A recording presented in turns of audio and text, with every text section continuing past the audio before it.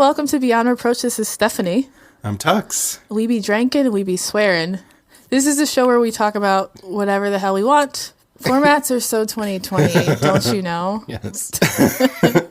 We're kind of doing like a wrap up of the Trump administration, giving our thoughts and feelings on Thoughts and prayers. the waking nightmare we just came out of.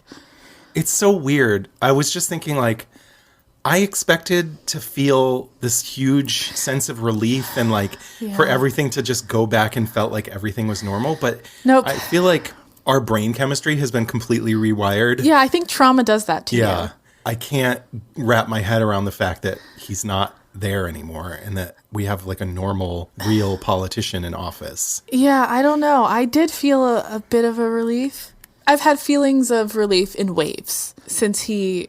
I definitely felt relief while I was watching the inauguration. It felt so necessary after all the lies that Donald was telling for so long. And even after the election, the whole, like, stop the steal bullshit. These people who are literally trying to steal the election while they scream stop the steal. Yes. Like, in front of our eyes, boldly. Yeah. And then to have Biden actually seated as president felt really cathartic and really, like, positive. But then immediately afterward, I was like, I'm still on edge. To this day, I'm still like, whoa, something's bad. I know. You know, but there is still a lot of bad stuff that we have to be dealing with. Yeah. I couldn't watch the inauguration. I was so annoyed by just all the things that had preceded it. Yeah. Like, you know, the raggedy ass coup, like the Supreme Court unanimous decision, like the stop the steal.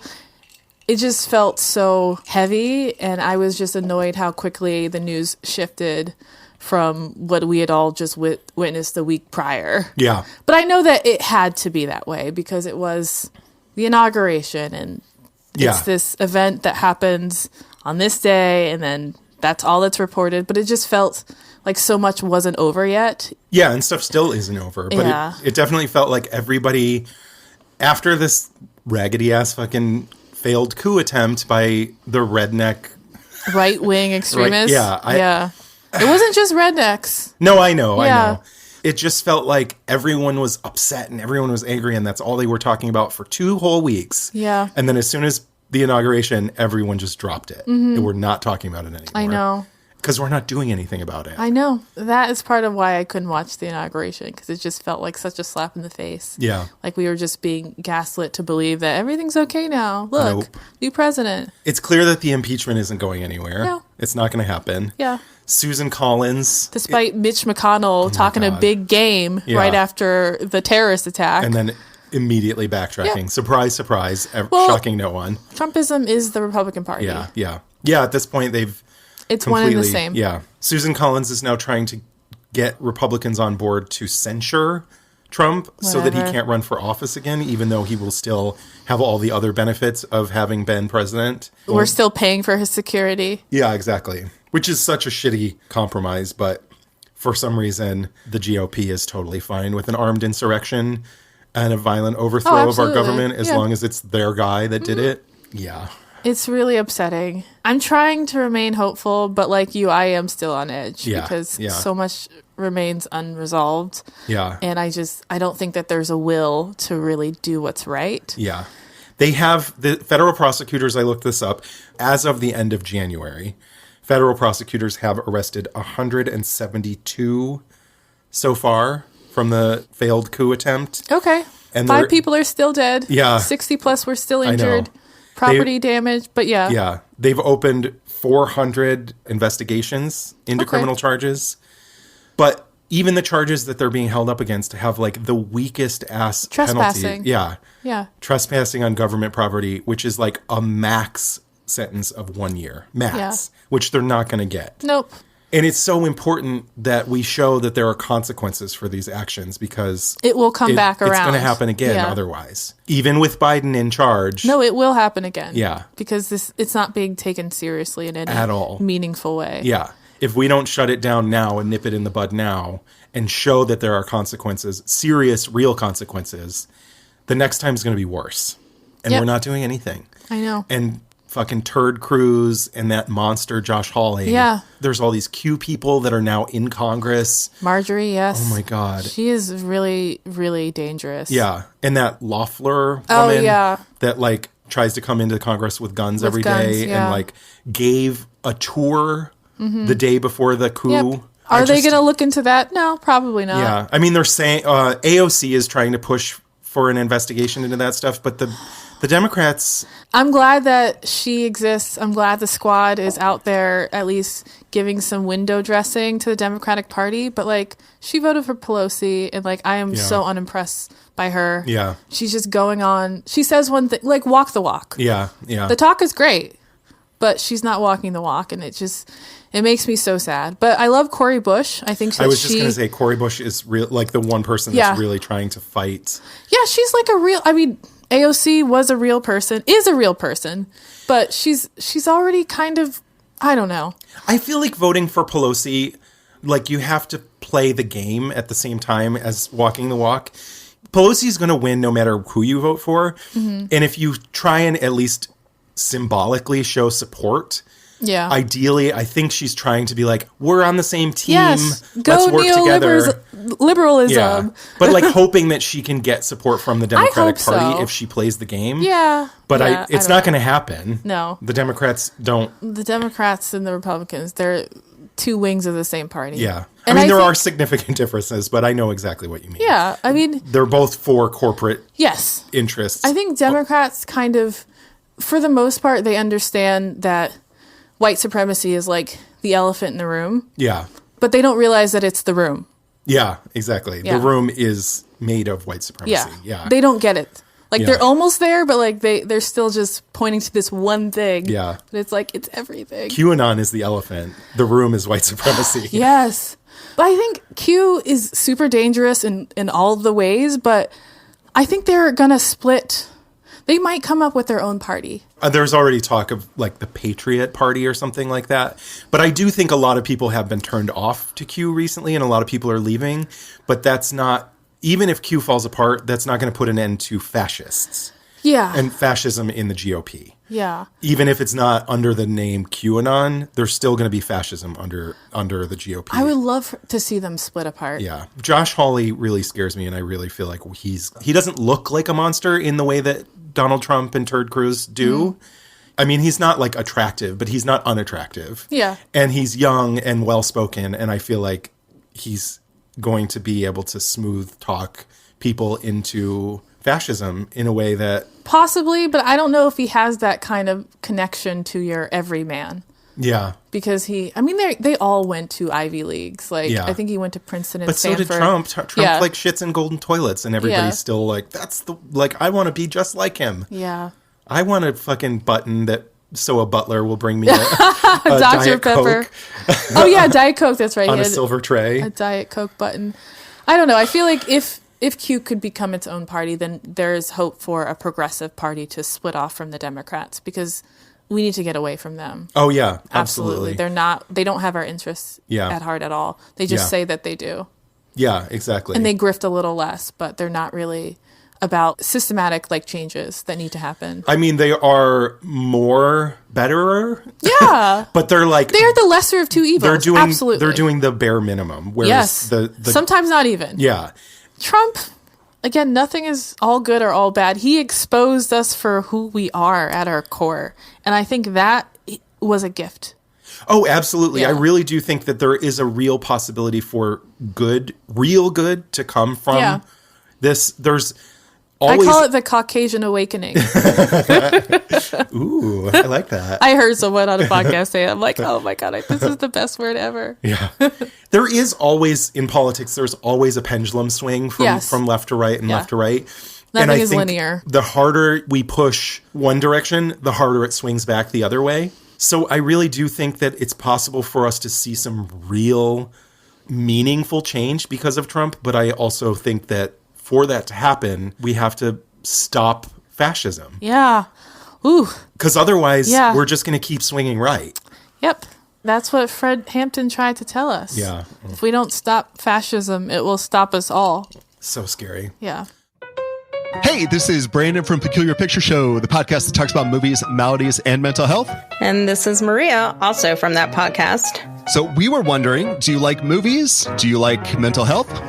Oh boy, do I ever, Brandon. Well, then I've got a podcast for you. Peculiar Picture Show is the podcast for you because it is about movies and mental health. That's right. We use movies to talk about mental health issues like borderline personality disorder, social issues like systemic racism, and other things. Like how bad Shakespeare in Love was. Yeah, sometimes we just talk about how bad the movie is. And we really talked about that one. But sometimes we have games. Maria used to be a teacher, and so she loves to quiz people.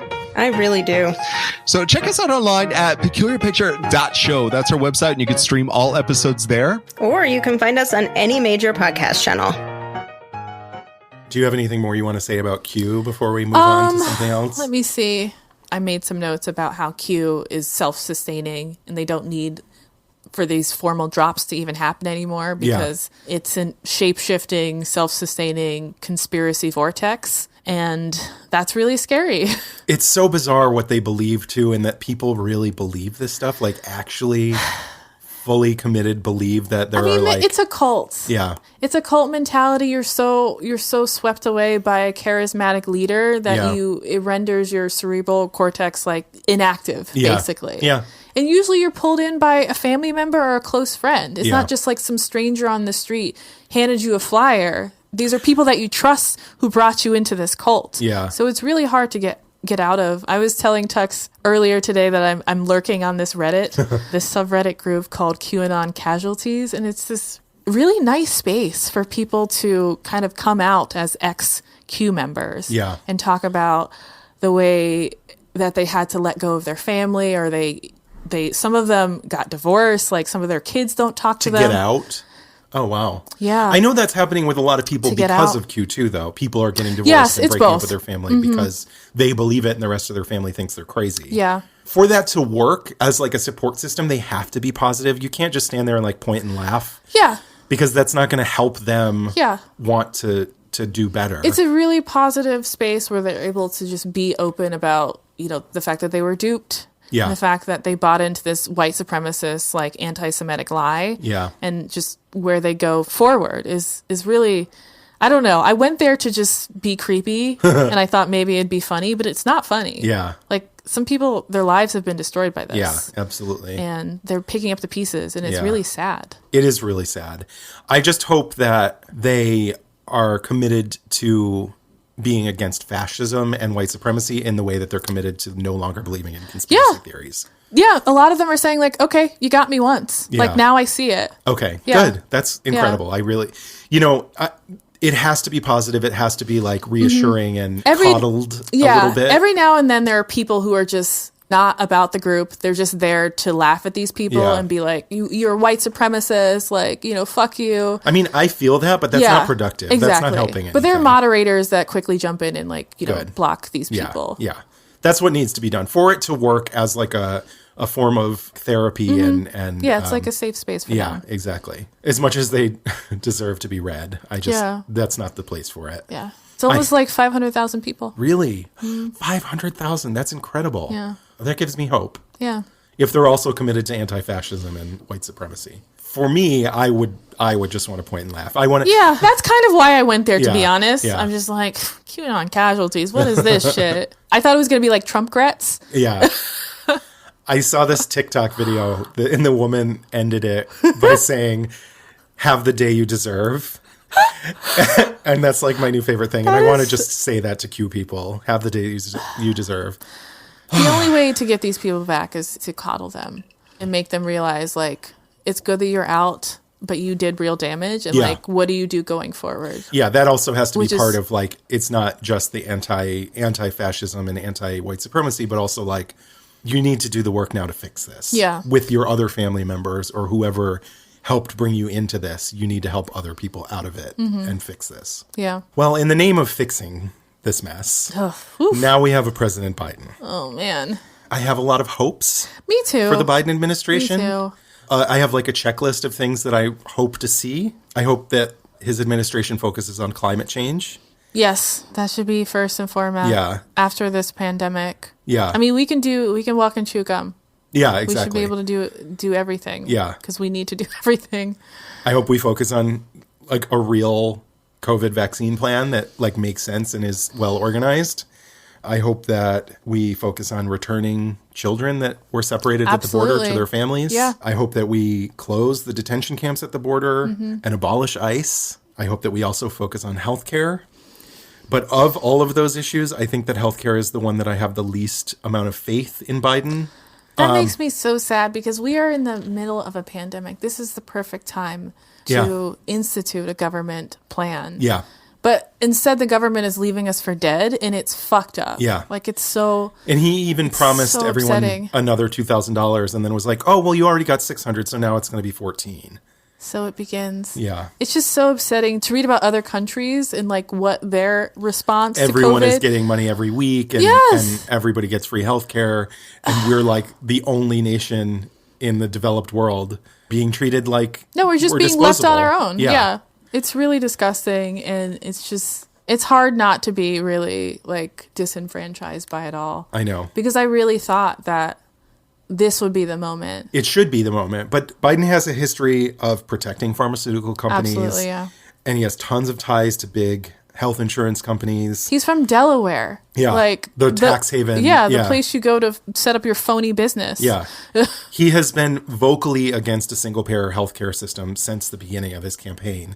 So to think that it's just going to happen because all of a sudden he has a change of heart is lunacy. Yeah. He had health insurance executives were throwing him fundraisers during his campaign, and one of his top campaign aides was an insurance lobbyist. Wow. Yeah. Okay, so that's not happening. Yeah, I'll that's take not it off happening. my Don't list. hold your breath. Okay. Unless we really push it hard enough, if people really...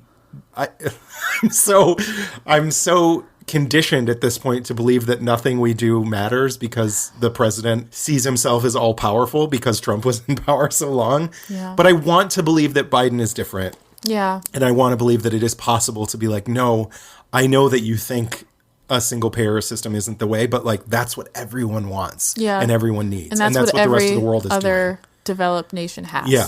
Yeah. So how is every other nation doing it wrong? Yet look at their COVID numbers. Exactly. Yeah. And we're doing it right. Like, it's just, COVID has really shown our ass. It's really bad here. I think some Americans do realize how bad it is here, but it is really, like, only Brazil has worse numbers. Yeah. India is close, but like, we are doing poorly. Like, we are failing. We have an F- in COVID response. Yeah. Like, it can't get any worse. It's just really shameful. All Thankfully, of it. Biden is saying that he wants to turn that around at least, even though he's not. Yeah, let's get us up to a D-. Yeah, exactly. He's saying he wants to give us 100 million vaccines in his first 100 days in office. I don't know how realistic that is, but if he really focuses on it, I think it is possible, as long as he can get the vaccines from the pharmaceutical companies. He has done some really good things already. It's early yet. Yeah. It feels like it's definitely not enough, but it is early yet. He's doing something, which is more than nothing, which is Yeah, what Trump was exactly. doing. Nothing.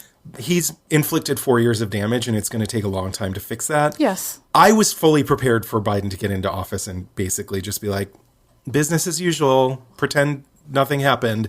But he has done a lot. As of today, when we're recording this, so far he has put forward 17 executive actions and 15 executive orders. And some of them are very exciting. It is not enough, but I'm hoping that it points to what's to come. Yeah. I hope that it's just a sign of... I hope it's like a building momentum. Exactly. Yeah.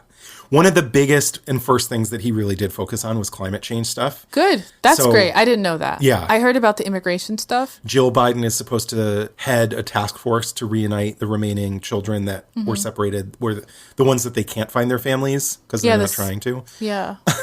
But Joe Biden is supposed to head that up. And he ended the zero tolerance policy that created this whole family separation thing in the first place.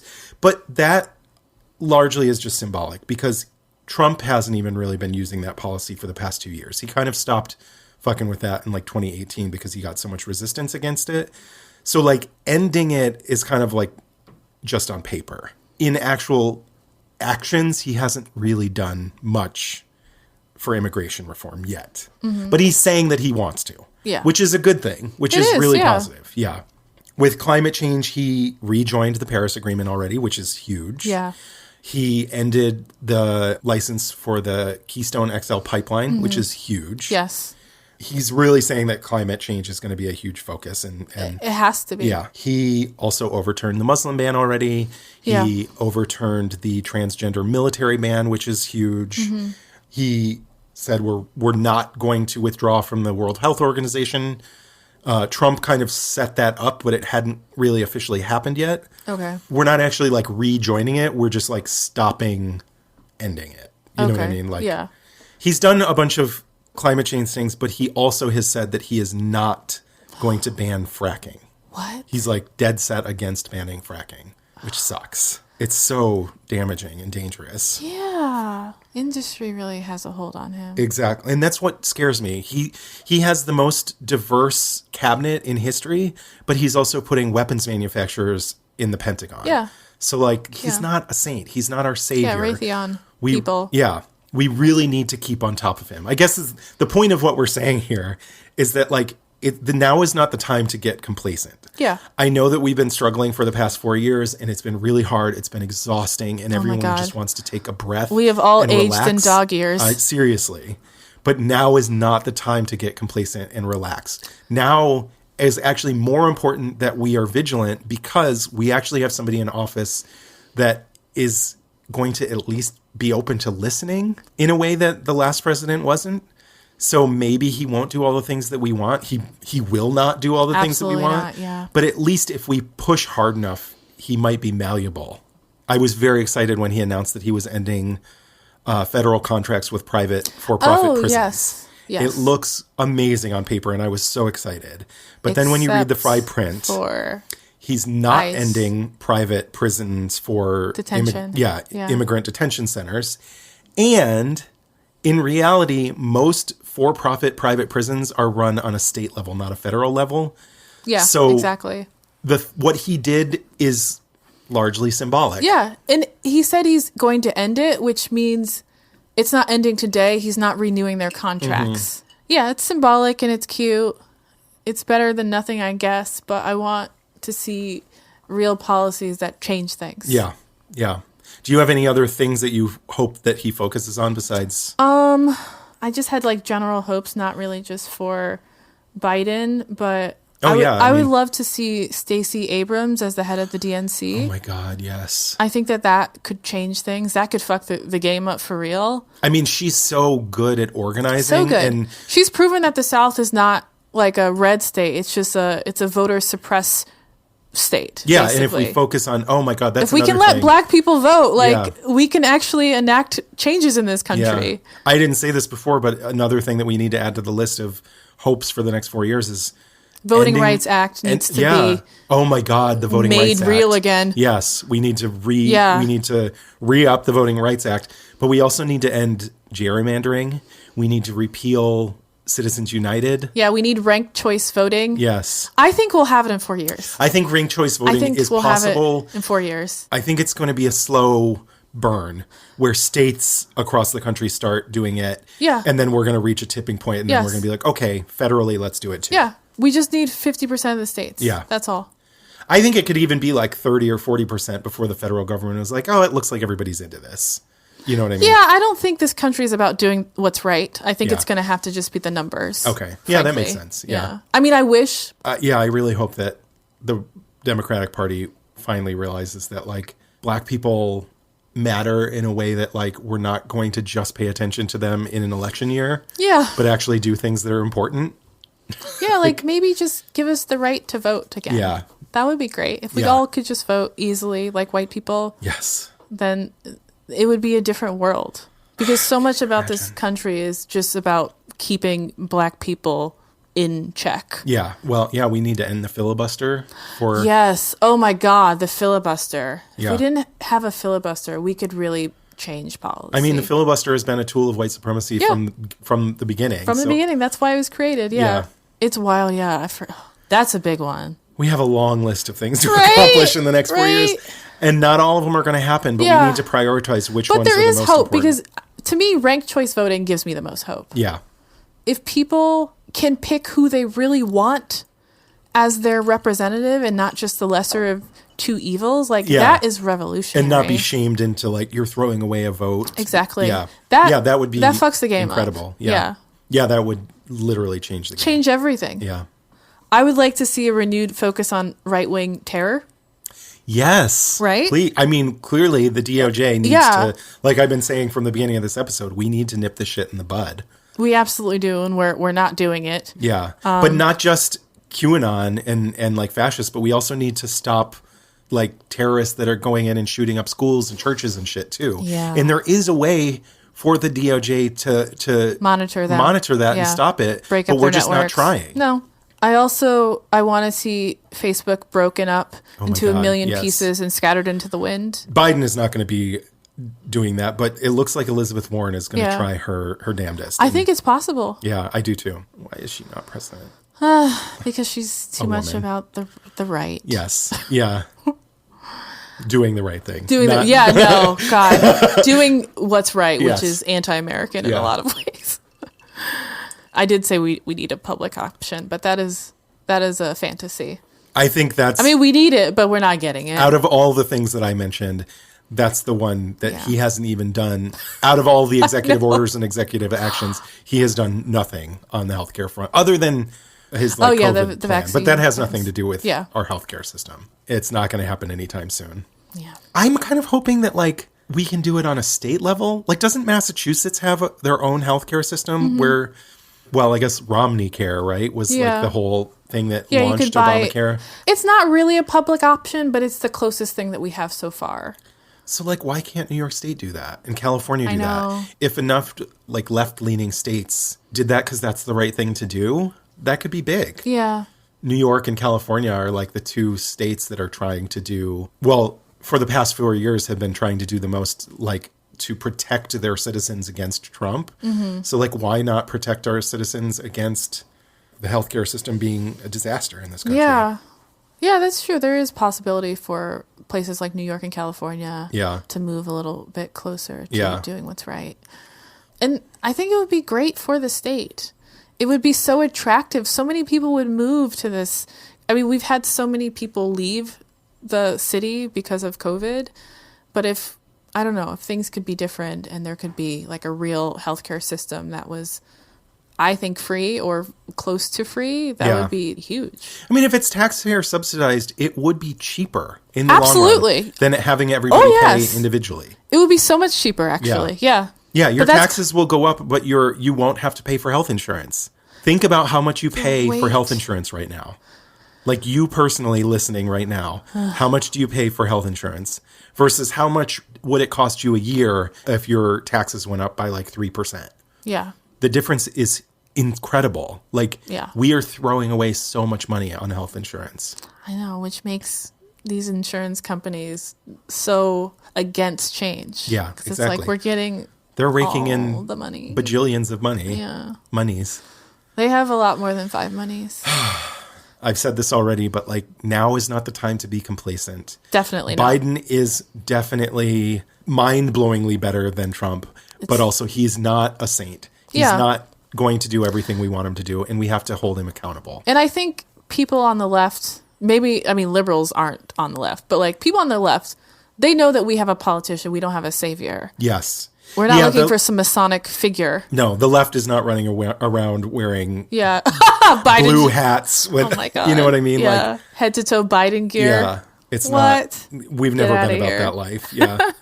So I think that, people just need to rest up, but also to stay engaged. Yeah. Do what you need to do to keep yourself sane. Like, take all the breaks. I advocate for taking huge breaks, frequent breaks, because it is a lot if you're really tuned in and connected and, like, fighting for things that are pushing the country forward. It's a lot. Yeah. And now is a good time to take a break because things just changed. Yeah. He's already focused on doing a lot. Now is the perfect time to just focus on the good things he's doing and not necessarily really focus on what needs to be done next.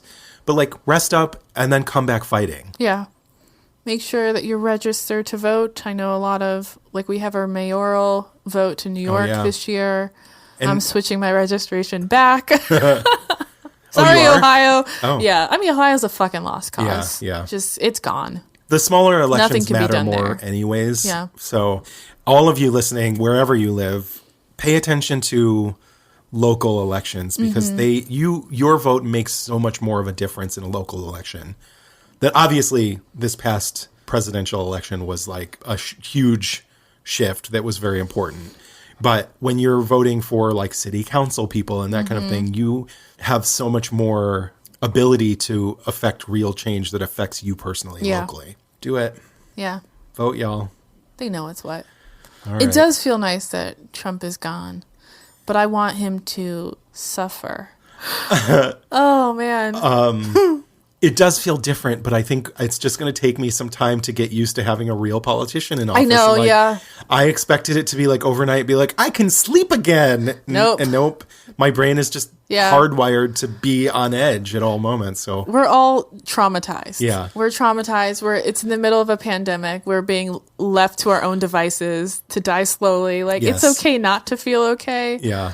And it will take time for us all to kind of relax. But if we do the our work, body. this will get better. Yes. Not just COVID. Yeah. Like the entire country can get better and do better, and Yes. really great things can come out of this if we We make are, it happen. by inches getting better. Yes. It's We're good. doing it. We have a long road ahead of us, but We do. drink some gin Yeah. or whatever your tipple of choice is. Whatever tickles your fancy. Yes. I'm going to take one more sip. Thank you for listening to Beyond Reproach. This has been Tux Lerzel. This is Stephanie Domingo. I had ice in my mouth. Thank you to Tim Clough, our sound engineer and podfather. We couldn't, we shouldn't, and we shan't, We shan't. without you. Bye, guys. Bye.